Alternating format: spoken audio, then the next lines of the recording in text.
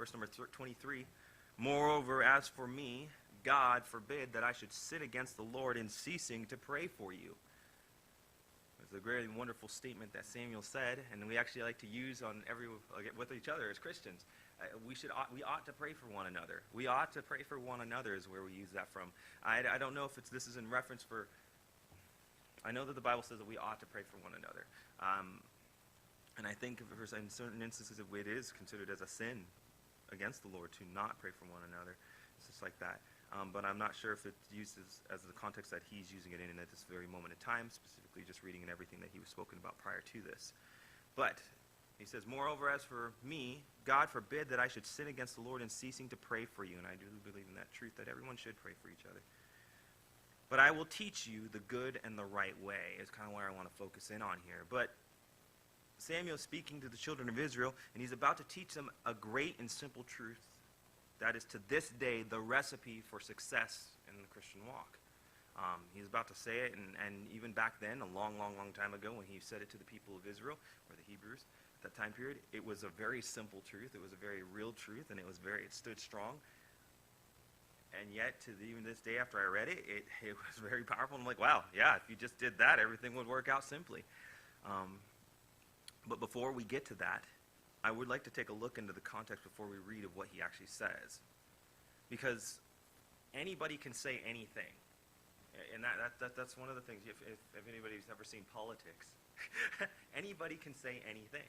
They can say, I don't know, they could say it'd be Candy Tuesday for the next 16 years or anything like that. But what really speaks the loudest is what they did prior to that point. All the things that led up to this moment in time. Their history. The things that they said. Did they follow through with their words? Have they been who they said that they are?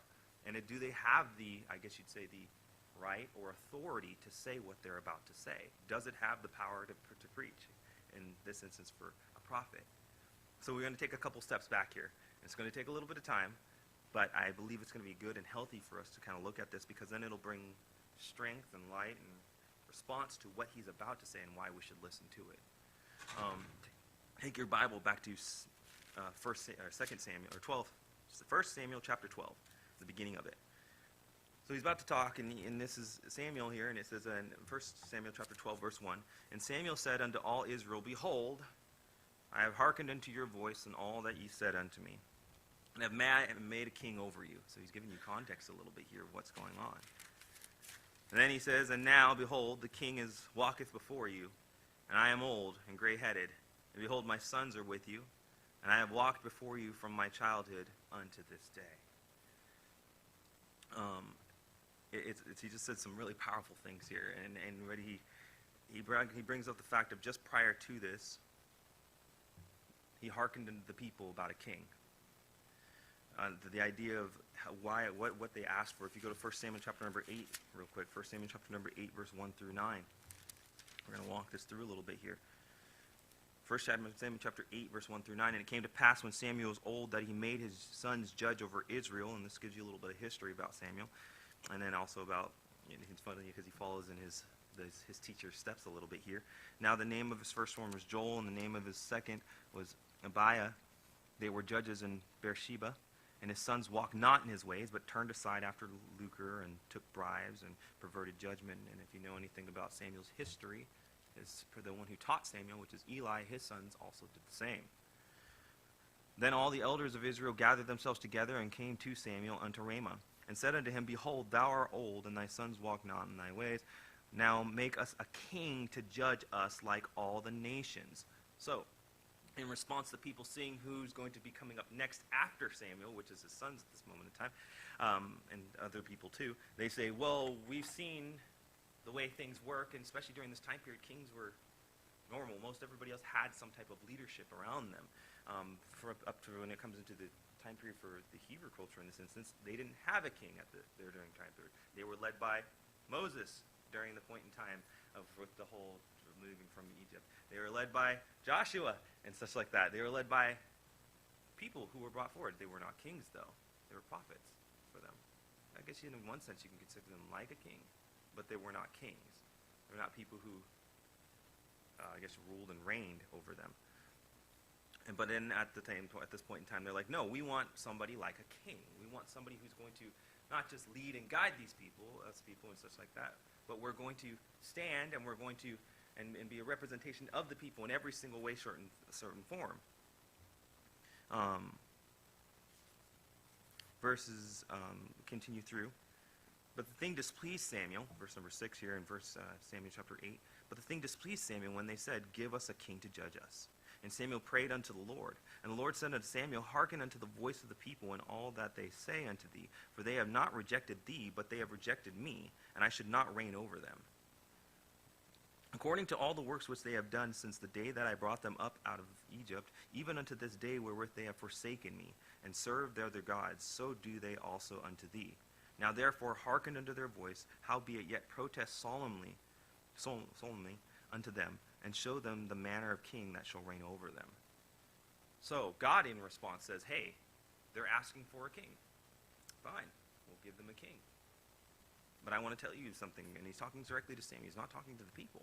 And he says, Samuel, this isn't any bad. Don't let this roll. Just let this roll off your shoulders. They're not denying you. They're denying me. And then even beyond that, hearken unto them. I will allow it, is what he says.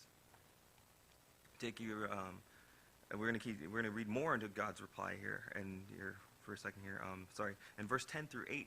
Continue on after that actually says, is Samuel explaining the future of having a human king as led instead of God as prophet. He gives them a warning about it. This is what's going to happen if it happens, because God told him to. He said just prior to, he's like, talk to them, hearken to them, and howbeit protest solemnly unto them, and show them the manner of king that shall reign over them. So from verse 10 to verse number 11, to 18, he continues to talk and say about what's going to happen because of this. How is it going to be?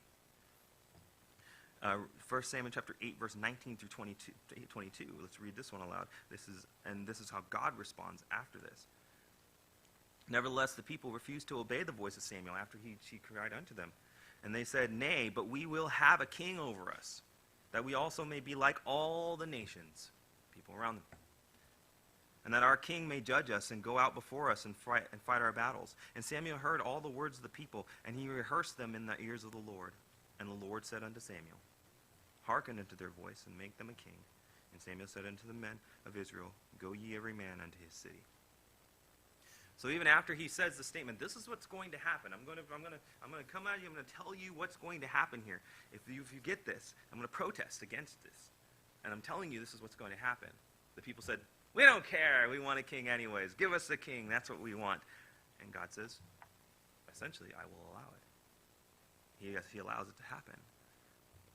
Now, the rest of the chapters the rest of the chapter continues on, and God allows it. The rest of the chapters between 1 Samuel chapter number 8 through 11 are about getting Saul and anointing him, and God using Saul to bring the people together. We're not going to go through all that because there's a lot of things that happen in between there, but in essence, they get Saul.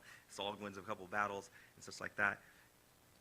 But then I want to kind of bring it to this extent too, back to 1 Samuel chapter number 12, verse number 2. He says, and now behold, he says this, and now behold, the king walketh before you. This is after Saul's already been anointed king. This is after Saul has already done the things that he's done. And I am old and gray-headed, and behold, my sons are with you, and I have walked before you from my childhood unto this day. Interesting little subject he says there first, right there. You kind of forget about Samuel's life.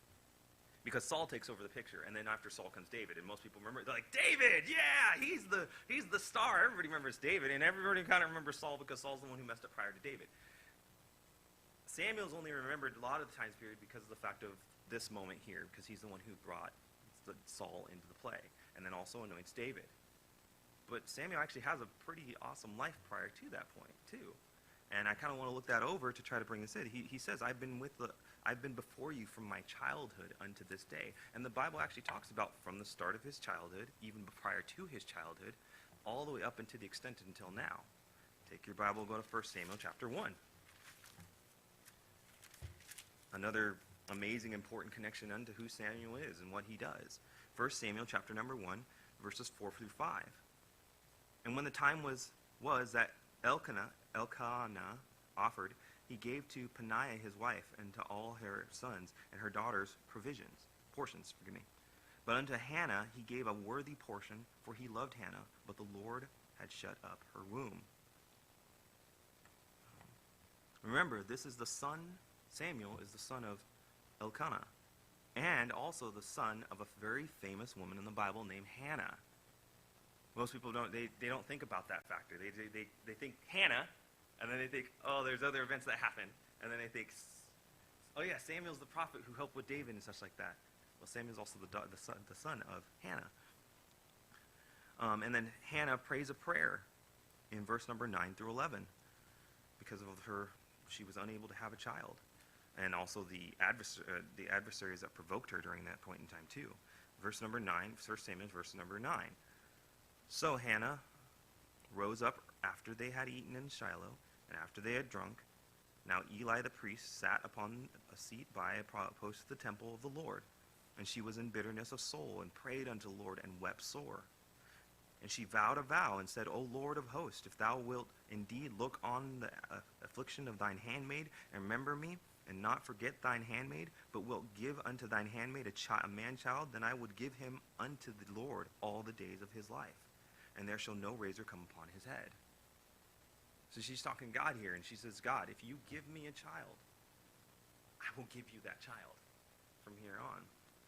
Again, this is a very famous thing. There's a lot of people connect to this story right here. The idea of the desire of children, that's one, but also the answers to prayer and the sincerity of Hannah's heart. In the next few verses, the prophet Eli hears her and thinks that she's actually drunk when he hears her talking. And he says, are you drunk, lady? What are you doing? And she says, no. She answers in reply and says that no. Hannah replies, it is of a sorrowful spirit. In verse number 15, actually. Then God answers her prayer, and then the soon-to-be prophet Samuel is born, whose mother takes care of him until he's weaned, and then she sends him to live and learn at the temple of God.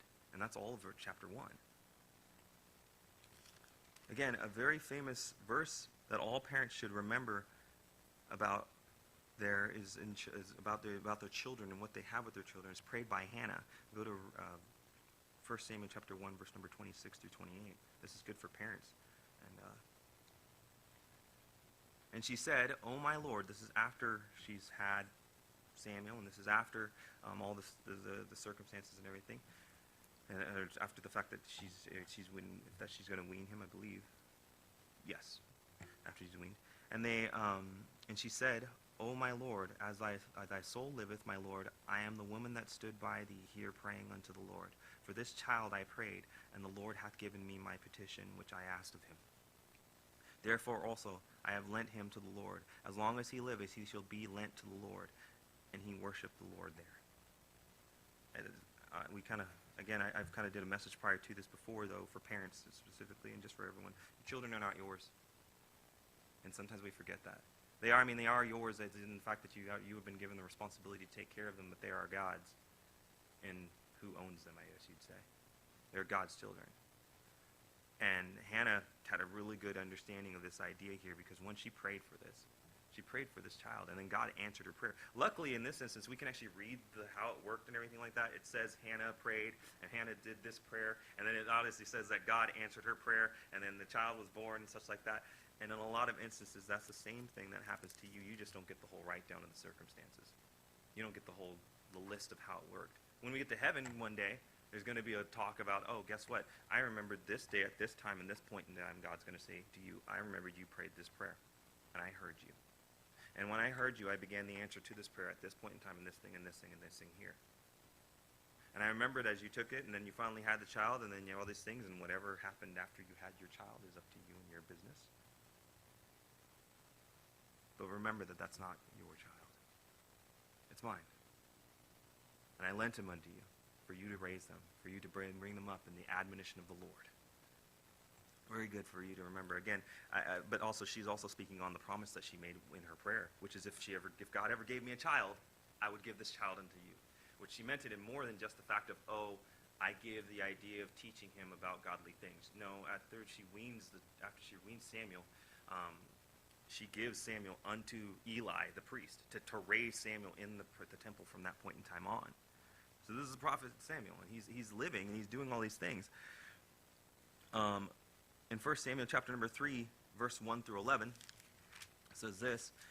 This is another famous story about Samuel. Actually, it's one of the things that I always remember about Samuel, which is Samuel, Samuel. I remember a preacher preaching on that multiple times.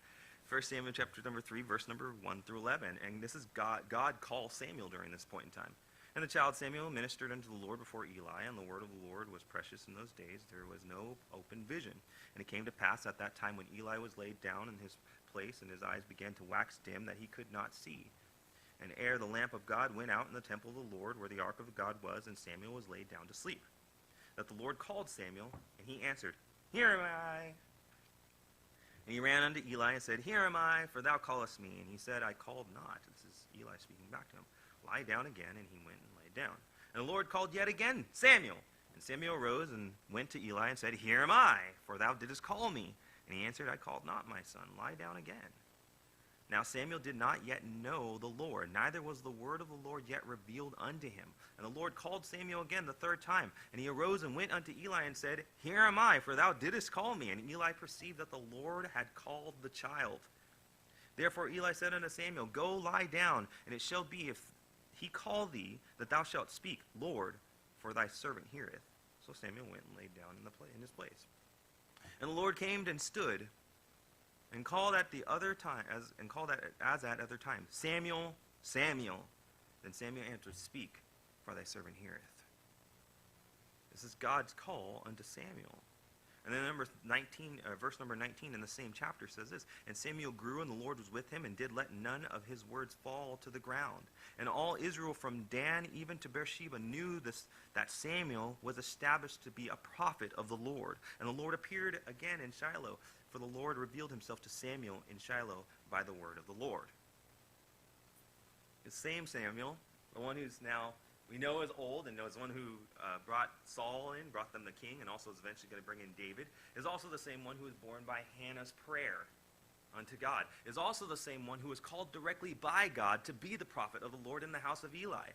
And chapter 2 actually talks about Eli's sons, if you ever get a chance to read that interesting circumstance, which actually kind of leads into the idea of what happens with, at least in my understanding and my thoughts on this, it kind of shows a little connection between Samuel and Eli, because Samuel has the same exact problem as Eli does, which is his sons they act almost exactly the same way.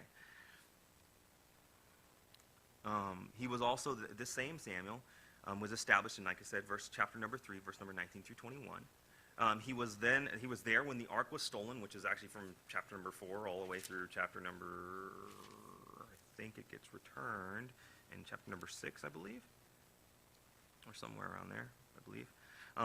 He was there when the ark was stolen. He was also there to bring the people's heart back to God and away from the strange gods. Go to chapter 7, verse number 3. Oh, yeah, the ark was returned, I believe, at the end of chapter 6, if I remember correctly. I think so. Yeah. And then chapter 7, verse number 3 says, And Samuel spake unto all the house of Israel, saying, If ye do return unto the Lord with all your hearts, then put away the strange gods and Ashtaroth from among you, and prepare your hearts unto the Lord, and serve him only, and he will deliver you out of the hand of the Philistines. Philistines had taken the ark at that point in time. People went into craziness. They're like, what's going on? The Philistines also had a pretty big problem with the ark when they were carrying it, because God didn't play nice with them, because they had the ark and all the people didn't do right with the ark. He made sure they understood. But also the people's hearts, the people of Israel, were still fighting back and forth. If you look in verse number 4, they still had problems even when the ark was gone. Then the children of Israel did put away Balaam and Ashtaroth and serve the Lord only. Meaning they started serving other gods. So Samuel was there during this entire period. He was there when Israel requested a king, as we read earlier. Now let's go back to Samuel chapter number 12, verse number 2. And all this is just to bring context to what we're reading here. And behold, the king walketh before you. That's Saul. And I am old and gray-headed. He was there from childhood all the way through with all these different things that had happened. And my sons are with you, and I walked before you from my childhood unto this day. He is now old and full of years. But then, he then challenges the people in this next part, verse number 3, to prove if he was a reproach to anyone. Verse number 3 says, Behold, here I am, witness against me before the Lord and before the anointed. Whose ox have I taken? Or whose ass have I taken? Or whom have I defrauded? Whom have I oppressed? Or of whose hand have I received any bribe to blind mine eye therewith? And I will restore it unto you. Essentially, he says, prove me. Prove me now. If I have done wrong, I want to hear it. Talk to me now, and I'm going to fix it. The people then respond in the whole time period. They respond and say, no, you've done nothing wrong. You've done none of those sorts. Again, verse number 6 through number 13, they give him the answer. And then he also reminds the people of their past. And during this point in time from verse number 14 and such. No, through that same time period, verse number 6 through 13, he also reminds the people of their past, of how their hearts always shifted from different circumstances, situations, and how they didn't come to God, and then they came back to God, and such like that. And then in verse number 14, God does a miracle through, he warns them of the decision of a king. Verse number 14, it says, If ye will fear the Lord and serve him and obey his voice and not rebel against the commandments of the Lord, then shall both ye and also the king that reigneth over you continue to following the Lord your God. But, verse number 15, But if ye will not obey the voice of the Lord, but rebel against the commandments of the Lord, then shall the hand of the Lord be against you, as it was against your fathers. So he says, hey, this is what's going to happen.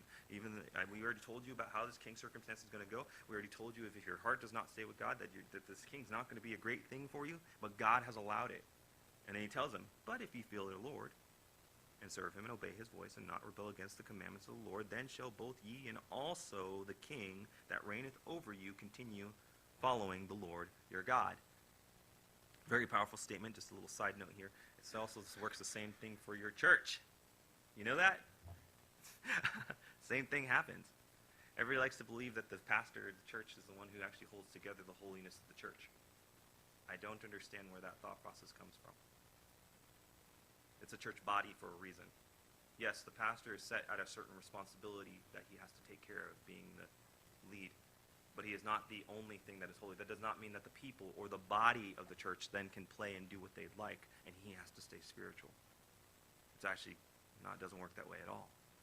And as this statement was said to them, if ye, it's the same thing that should be said unto the church. If ye will fear the Lord and serve him and obey his voice and not rebel against the commandments of the Lord, then shall both ye and also the king that reigneth over you continue to follow the Lord your God. It's important for the body to understand that one. Verse number 16 through 19, God does a miracle through Samuel, because he says essentially, I'm going to make it rain during the harvest when it's not supposed to rain. And it does, as God answers his prayer for that. And then we come to where our text verse is now, which is where we started at the beginning. Let's start reading verse number 20, and then all the way to verse 23. This is 1 Samuel chapter 12, verse number 20 through 23. And Samuel said unto the people, Fear not, ye have done all this wickedness. Ye turn not aside from following the Lord, but serve the Lord with all your heart, and turn ye not aside. For then should ye go after vain things, which cannot profit nor deliver, for they are vain. For the Lord will not forsake his people for his great name's sake, but it hath pleased the Lord to make you his people. I wish a lot of people would get that. God's not good because you're good. God doesn't bless because you're good, or you're righteous, or you're holy, or just because you did right today. Don't get me wrong, he requests of us to do so. And he does command, he says, hey, be good. Be as me. Follow me. But the reason why God does what he does is because he is God. And it is for his name's sake in which he does what he does, whatever it may be. Never forget that.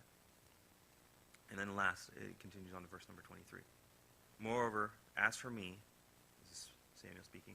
God forbid that I should sin against the Lord in ceasing to pray for you. This same man who lived through all these different occasions, through all these different things, who had the blessings of his mother to pray over him, to make even to get his birth, with the blessings of his mother to give him unto the prophet Eli, and then even the prophet Eli to bring him up through that whole circumstance, and also God calling him directly and God leading him through each of the different circumstances and situations, all the way through from the ark being taken by the Philistines, and then the ark being brought back, and God speaking unto Samuel and speaking unto the people, and then also all the way up to the point when he brings Saul the king because of the people's rebellious heart at that moment in time, and God's yielding and such like that unto that, and saying, I will allow that. Samuel, this man who's been through all these different occasions, says, forbid I should not sin against the Lord in ceasing to pray for you. And then he says this, but I will teach you the good and the right way. Again, as I said earlier, when somebody makes a statement, what most people think the way it works is they think that if I make a statement, then people should have the benefit of the doubt. You should just have the benefit of the doubt and believe me. It's just like that. That is charity. Yes, I would go for that. I would say you should have a charitable heart to believe. Hopeth all things, believeth all things, endureth all things, and such like that, as the 1 Corinthians chapter 13 says. But if anybody has lived as long as anyone else in this room has, which I think everybody in this room, except for you, because you're younger than me, sorry, man. I think everybody in this room has actually lived a little bit longer than me. You learn something, that people lie,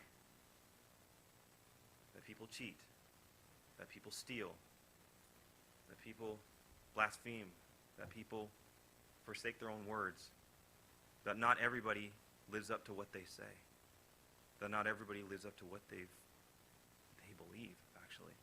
That actually the proper word that is used in the Bible is everyone's a hypocrite in some way, shape, or form. Some more directly than others, though. Now, the hope is that when you make a statement such as one that's so great, like, I love the Lord, that when people look at your life and they look at every instance that you've been through, and they can, of what they've seen, obviously, and they've seen your testimony, and they see the words that you said, that they think back to those moments, and that it would add up to say, I agree with that statement. That's actually how things are usually looked. If you came up to somebody and said, I love you, and I've said this before in another sermon, but throughout your entire time period in which you've lived with them, you've never done anything in which would state that I love you, they would never believe that statement. They may say, yes, okay, but they would never full-heartedly ever believe that, because everything prior to that moment says quite differently than that. It says you don't. How could you love me? Stab me over and over and over and over and over and over and over and over and over again. It's not real. You can say whatever you want. But I think, in what we know about Samuel here, that when he says, but I will teach you the good and the right way, that you can actually trust what he's saying. Just through this little bit of look, and I actually ask everyone, I'm not the best at studying. I'm not amazing. I'm no deep theologically thick prophet, nor am I analytical at that manner to take things apart and go through things very deeply. Sometimes I try my best, though. But I would love for everyone, if you ever have the chance to go through Samuel's life and check it through, look at what he's done, and look at what the Lord has said, because obviously the Lord said, this is what I want to be said about Samuel. Look through that. Look through the history of Samuel and see, is his word good? Is what he's about to say, is it worth its weight? Now, obviously speaking, I'm not saying Samuel was perfect either. We see that because his sons obviously had an effect. His sons did things, obviously. And there's a truth to that nature, too, which is your children are going to be, don't fall far from the tree. Right? There's a truth to that nature. What is of you is also going to be of your children. They will see the worst of you, and they will see the best of you. And they will choose in their end. They have a responsibility on their own hands of choosing what they're going to do. They're going to choose, make their choice. And God will talk to them about that. But you as a raising parent also have a hand in how your children live, how they grow, what they do, why they do what they do, why they come to those thought processes. And there's a portion of that you're going to have to be responsible for. Now, of course, not for their actions, of course. That's their decision. They can choose whether or not they're right, because if they're brought truth and it goes against what they've learned, and they choose they're learned instead of choosing truth, that's on them. But if you brought lie or deceit or some other thing unto them to teach them when they did not know, that's not on them. That's on you or me as a parent. Looking back here, but I will teach you the good and the right way. I looked up the definitions for these phrases, for the two words there, good and right.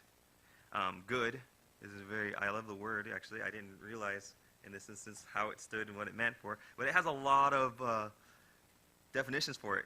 Beautiful, best, better, bountiful, cheerful, at ease, fair, to be in favor of, fine, glad, good, deedlier, deedliest, deedly, deedness, and deeds, graciously, joyful, kindly, kindness, liketh, best, loving, merry, the most, pleasant, or even plus more, that which pleaseth, pleasurable, precious, prosperity, ready, sweet, wealth, welfare, or be well. So when they're saying good, he does not just mean the basics of, well, that's kind of good. It means all of these things. It means that it's something that is good for you. It is something that is beautiful. It is something that is the best. It is something that is better. It is something that is bountiful. It is something that is cheerful. It is something that is at ease. It is gracious. It is joyful. It is kindly. It is kindness. It is likest to the best. It is pleasant. It is pleasurable. It is precious. It's a prosperity. It's sweet. It's wealth. It's welfare. He says, this thing I'm about to tell you is, in the best definition of the word, good. And then he says, right. Meaning straight, convenient, equity, just, meetest, pleased with, well righteous, straight, or most upright. Meaning, it is going to be whatever you would whatever the Bible defines as right. That's what it's going to be. It's not just that it's going to be bountiful and good, and it's not just going to be that it's a good. It's not that it's going to be okay, maybe we can look at it a certain way, and it's going to be like, okay, this is going to be okay. No, he's like, this is going to be not just, it's going to be the most bountiful to you, it's going to be the best thing, it's going to be the happiest thing, it's going to be the greatest thing, and not just that, it's going to be, in every sense of the word, righteous. That when it's looked at, it's going to be seen as pure and good, and all that is that makes God. And he says this, and now we're going to look into this. Verse number 24, this is the statement he makes.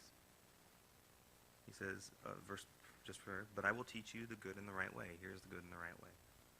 Only fear the Lord, and serve him in truth with all your heart. For consider how great things he hath done for you. But if ye shall still do wickedly, ye shall be consumed, both ye and your king.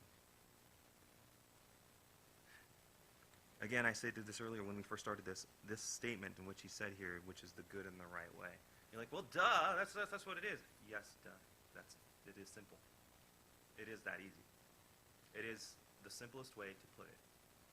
Actually, I don't know if that actually is the simplest way to put it. The simplest way to put it was what Jesus Christ said, which would be, love the Lord your God with all your heart, mind, soul, and strength, and love thy neighbor as you love yourself, which would actually be the same statement in which he just made right here. He's in a couple different words. But it is simple. Let's go through this real quick and then I'll be done.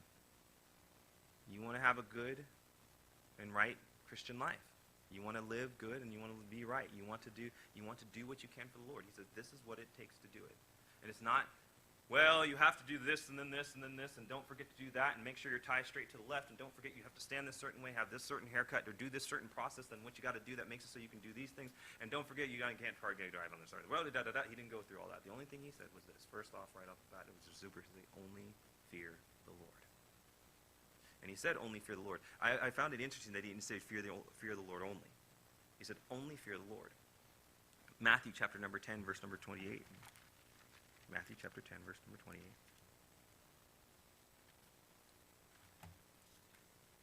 Oops, I went to 28. Matthew chapter 10, verse number 28 says this.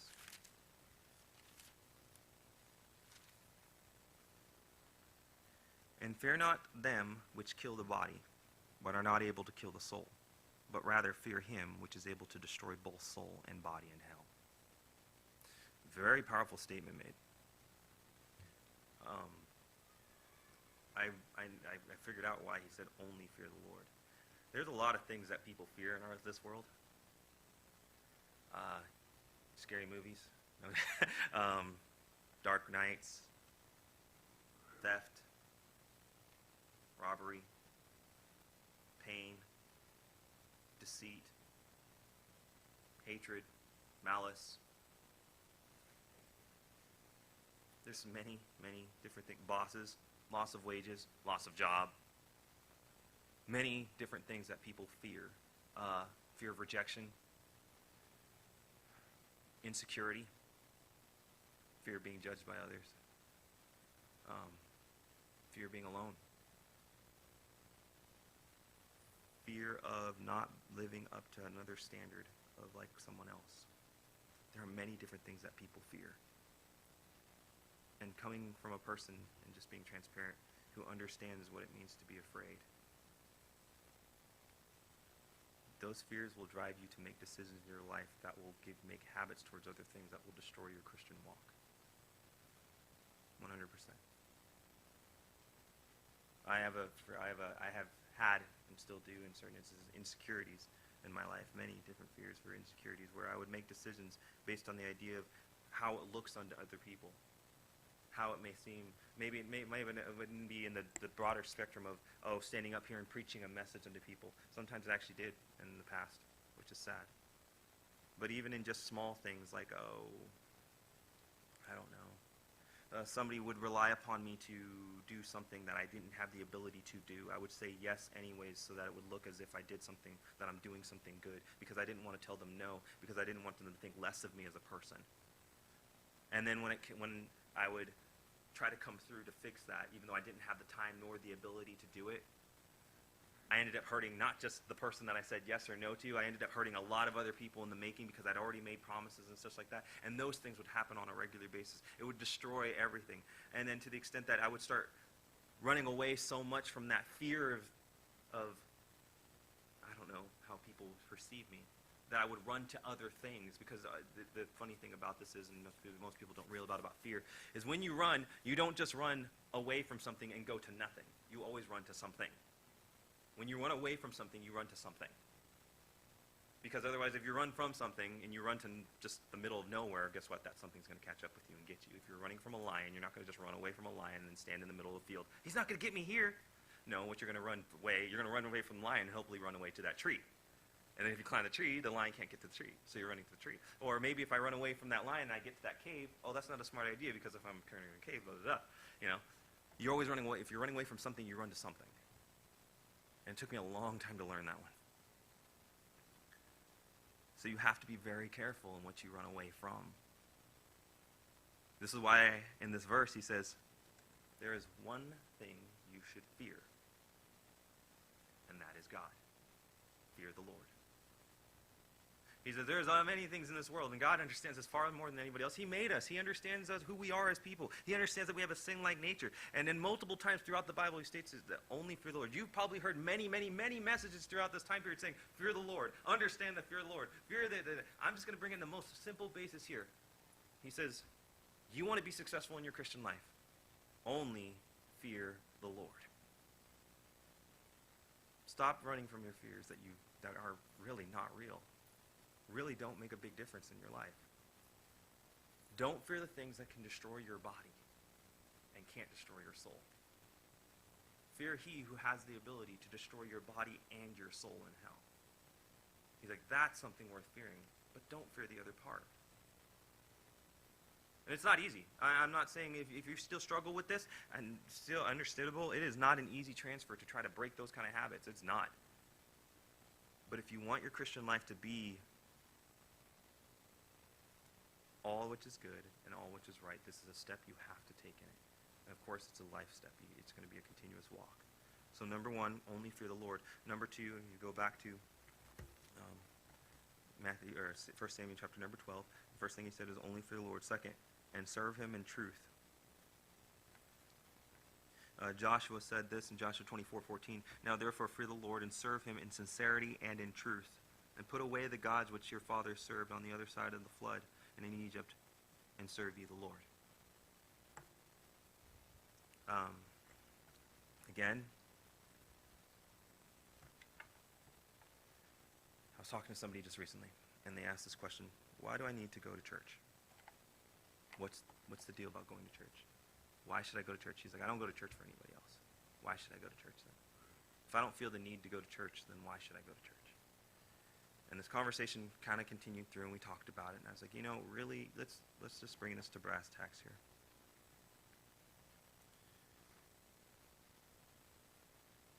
You can look the part as much as you want. And I've said this before in many messages too. You can look the part of a Christian, come to church every time the doors are open, do every event as if it is, and still do it completely in the flesh. You can serve God in a lie. You can serve God without the Holy Spirit. It's quite easy. And a lot of people do it. But only, and this is the trick here, but only you and God know how you serve him. This is the truth about anything. We can see some evidence of it outside of you, because the Bible says what's inside comes out of you. It says what's in your heart is also what's going to come out of you. But honestly, in all truth and honesty, I have no clue how you serve the Lord. There's no possible way for me to ever understand how your service to God is. If you're really truly doing it out of a heart of mercy, and you're truly doing it out of the heart of servitude to God, or if you're truly doing it out of a heart of, well, I have this fear of how people are going to judge me, so I'm going to wear these certain things, I'm going to do these certain things, so that people don't want to look at me that way. And I say this in the nature of I've done that before in my life. In service, looking as if I'm in service to God. You can do that. It's not hard. It's humanly possible, because you are human just as I am human. So what God is saying, or at least how I took it in this instance, is this: serve God in truth. Don't play games. Be real about with God. And it's only between you and God. Only you and God can know. And God knows, and God will deal with that. God will talk with you. And it's not between you and Billy across the way, or you and me, the preacher, standing in front of you telling this at this moment in time. In the end of it all, it's just between you and God. It's just the same thing as if I can't know whether or not you're truly saved. The only way I'm ever going to know is when we both die and we both go to heaven, and I see you standing there, hey, you were right. That's the way it's going to be. I mean, I can guess from the works that come after you. I can guess from the fruits that come from you. But honestly speaking, I've seen a lot of fruits from a lot of other people too. I've seen people who can get thousands of people saved within a year, and actually have them come into the church, and actually have them sit down. And do you know, in that instance, I could say, wow, that guy must be saved. Look at all the work in which he's done. Wow. But really, truly, and honestly, I can't see the heart of that man. Only God can see the heart. Only God can see the true service of that person. And that's the same for you and me. If you want to have the good and the right Christian life, first off, only fear God. Secondly, serve him in truth. And not in truth of me, and not in truth of anybody else, but in God's truth. And God knows, and you know how you serve God. And I'm not talking in the nature, and I use the examples of, basic things like preaching and stuff like that, but there's more to service to God than just that. There's far more than that, and you know, and you guys know in those moments, and when you give yourself over to the Lord and when you don't. And just like I do too. But serve him in truth. Don't lie. Be real with God. Have a moment. There's a point in which you have to come to the extent to say and agree to the fact that you are not perfect, that you are not good, that you are not righteous. And you have to be able to say it, especially to God. And not just because of the fact of, I feel sorry because of the fact that I've done something wrong because I got caught. It shouldn't be that. There has to be an extent where you have to understand the idea that, guess what? There is a sinful side to you. There is a part. Otherwise, you wouldn't have needed to be saved. There is a part of you that says, that is not going to say, yes, I want to be with God. Yes, I want to follow him at this moment in time. And until the point in time you actually acknowledge the fact that that's a real thing, you will always live in this falsity of Christian life, where you're going to live in these moments, you're going to try to stay in these moments where you live so perfectly and so righteous, always seeking God. And then when these moments come in which you feel this heart of, like, I just don't want to do it today, or whatever this thing may be, that moment will be shunned away, pushed aside, ignored, lied about, as if it doesn't happen. You'll ignore it, and you won't serve God in truth. You'll serve God in a lie. Got to be careful of that. Number 3, and now I'm going to go quickly. With all your heart, he says, only fear the Lord and serve him in truth with all your heart. And the Bible talks about multiple times. Give your heart unto God. Give it all unto him. Don't hold back on any of it. Don't give it unto anyone else. And it's a difficult conversation to have. That's a whole other Bible study of giving your heart unto like your spouse more than you give it unto God, or giving your heart unto a friend more than you give it unto God, or giving your heart unto other things more than you give unto God. Don't do that. The Bible says, no, you're supposed to give him with all of your heart. Give it unto God. And when you do that, then you will do that which is necessary to just be able to serve everyone else. It doesn't happen in the nature that a lot of people think it is, which is, I'm going to take a little bit of my heart here, and I'm going to give it to my husband. I'm going to take a little bit of my heart here, I'm going to give it to my kids. I'm going to take a little bit of my heart here, I'm going to give it unto this. That's not the way it works. The way it works is if you take that whole bunch of heart, and then you give it unto God, and you say, God, I'm going to follow you, I'm going to lead you, I'm going to do as you asked me to do. Then, in turn, God then says, you can turn your heart, or you keep your heart with me, but then you can still love to everyone else as you ought to. A lot of people miss that, though. Number 4, he says, for consider how great things he hath done for you. Don't forget the great things he's done for you. And I've preached sermons on that one. Remember, don't forget. And number 5, remember, turning back is ruin. It says, verse 25, but if ye shall still do wickedly, ye shall be consumed, both ye and your king. A church doesn't require that a pastor falls to make it so the church falls apart. A church only requires that one person turn and say, I want that item. I want that idol. I'm going to hide it underneath my bed sheet. I'm going to keep it underneath my mattress in the camp. So that as we're fighting the war, it'll be fine. Nobody will know. But we've already seen that testimony in the Bible. Quite clearly, God said, no. And it wasn't for your leader's sake that this happened. It was because of this guy back here who hid the sin and kept it under wraps and said, no, I'm going to hide it underneath it. I'm going to do what I want to do with it. That is what leads to ruin. If you turn back, it leads to ruin. If you have sin in your Christian life at this moment in time, it doesn't require, as I said, for a pastor to fall, for the church to fall. It can require that you just do it, and that can make a church fall.